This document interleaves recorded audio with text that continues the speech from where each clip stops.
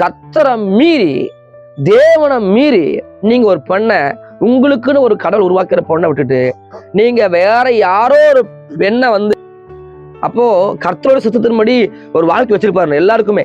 இந்த பூமியில பிறக்கும் போதே ஒரு ஆணுக்கோ ஒரு பெண்ணுக்கோ அவங்களுக்கு அந்த உலகத்துல, இந்த உலகத்துல அவங்களுக்குன்னு ஒரு ஒரு லைஃப் பார்ட்னரை கர்த்தரை உருவாக்கிட்டாரு. முதல்லயே நம்மளா தேடும் போது மற்றொரு விழா எலும்பு எடுத்து நம்ம வச்சுக்குவோம். ஒரு முறை திருநெல்வேலி மாவட்டத்துல ஒரு நல்ல ஒரு பெரிய ஊழியத்துல ஸ்தாபனத்துல இருக்கிற பெரிய ஊழியர், இவருக்கு ஊழியத்தின் மேல அவ்வளோ ஆசை, வாஞ்ச, கர்த்தருக்காக ஊழியம் செய்யணும், வாழ்நாள் முழுதும் ஆண்டருக்காக ஊழியம் செய்யணுங்கிற தாட்டு கர்த்தரோட உடன்படிக்கை பண்ணிட்டார். எப்படி சொல்றேன், கண்களோடு உடன்படிக்கை பண்ணிருக்கிறேன், வேற சதி எப்படி பாப்பேன்னு சொல்ற மாதிரி அந்த மனுஷன் இருந்தார். அப்போ அவர் ஊழியம் பண்ணும்போதெல்லாம் கீழே ஒரு பொண்ணு நல்லா பாடுவாங்க. அவங்க ஊழியத்தோட ஆக்டிவிட்டி எல்லாம் பார்த்தோன்னா அந்த ஊழியக்காரங்க அப்படியே சந்தோஷம், ஐயோ நமக்குனே பிறந்திருக்கிறா அப்படின்னு சொல்லி அவர் என்ன பண்ணாருன்னா அந்த பெண்ணை கல்யாணம் பண்றதுக்கு, அவர் பார்த்தா பேக்ரவுண்ட்லாம் வசதியா இருக்காங்க, இவர் கொஞ்சம் இருக்கலாம், சரி ஊழிய சப்போர்ட்டா இருப்பாங்க சொல்லி அந்த பொண்ணை என்ன பண்றாருன்னா பேசி அது லவ் திருமணத்தை அரேஞ்ச் மேரேஜா பண்ணிக்கிறாங்க. பண்ணதுக்கு அப்புறம், அரேஞ்ச் மேரேஜுக்கு அப்புறம் அவங்க வாழ்க்கை கசந்து போச்சு. லவ் பண்ணி தான் மேரேஜ் பண்ணிச்சாரு. அவர் பார்வைக்கு இது ஊழியத்துக்கு சப்போர்ட்டா இருக்கும், ஊழியத்துக்கு கூடைய, ஊழியத்துக்கு எல்லாருக்கும் சொல்லி அந்த பெரிய ஊழியக்கார் அவர் வந்து அந்த பொண்ணை என்ன பண்ணாரு, கல்யாணம் முடிச்சுக்கிறார். கல்யாணம் முடிச்சதுக்கு அப்புறம் ஒரே கருத்து மாறுபாடு, பிரச்சனைகள், பாடுகள், அவமானங்கள் அவர் அந்த வாழ்க்கையில இல்லை.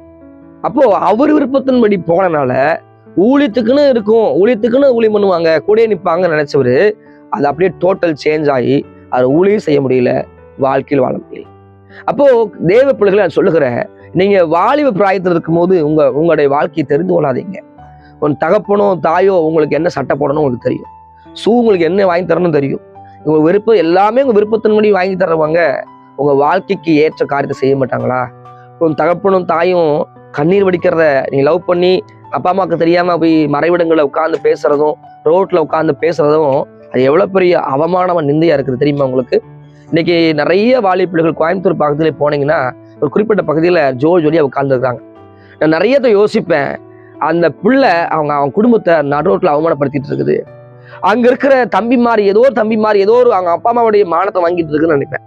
ஏன் அப்படின்னா பெத்தவங்களுடைய இரியத்தை, பெத்தவங்களுடைய மனசை ஏமாத்திட்டு அங்க போய் உட்கார்ந்து லவ் பண்ணிட்டு உட்காரும் போது அது எப்படி அவங்களோட எப்படி ஆஸ்வாதம் இருக்க முடியும், எப்படி மேன்மையா இருக்க முடியும்? யாக்கோப்பு தன் காதலுக்காக, தன் நேசித்த பொண்ணுக்காக காத்திருந்தான், பரிசுத்தத்தோடு காத்திருந்தான். 7 வருஷம் கடுமையா வேலை செஞ்சான். ஒரு உயர்வுக்கு வந்ததுக்கு அப்புறம் தான் கல்யாணம் பண்ணிக்கிறான். இன்னைக்கு அப்படி இருக்கிறோமா? கிறிஸ்துவ பிள்ளைகளா இருக்கிற நீங்களும் நான் சொல்கிறேன், நீங்க கேட்கலாம் லவ் பண்ற தப்பா? ஆமா, நம்ம நம்முடைய வாழ்க்கையில